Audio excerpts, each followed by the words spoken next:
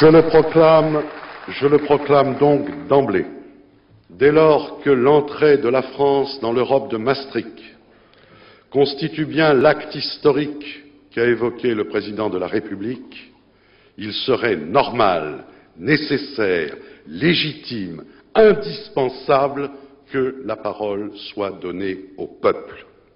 Non point que je conteste la légitimité de cette Assemblée.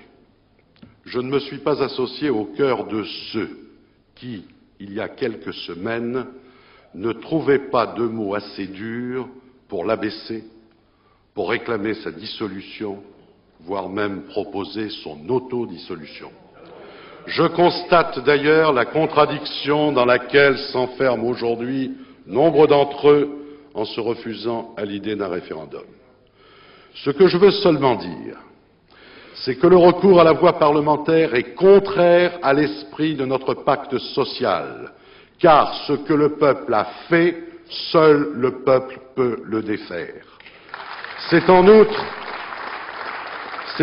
une faute politique lourde, car c'est refuser de donner à un engagement aussi grave la sacralisation dont il a besoin.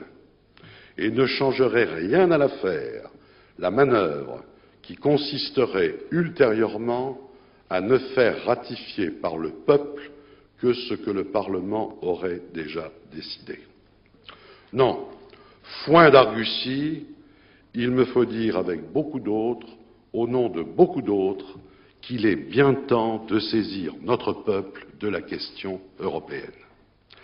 Car voilà maintenant 35 ans que le traité de Rome a été signé et que d'acte unique en règlement, de règlement en directive, de directive en jurisprudence, la construction européenne se fait sans les peuples, qu'elle se fait en catimini, qu'elle se fait dans le secret des cabinets, dans la pénombre des commissions, dans le clair-obscur des cours de justice. Voilà 35 ans que toute une oligarchie d'experts, de juges, de fonctionnaires, de gouvernants prend au nom des peuples, sans en avoir reçu mandat, des décisions dont une formidable conspiration du silence dissimule les enjeux et minimise les conséquences.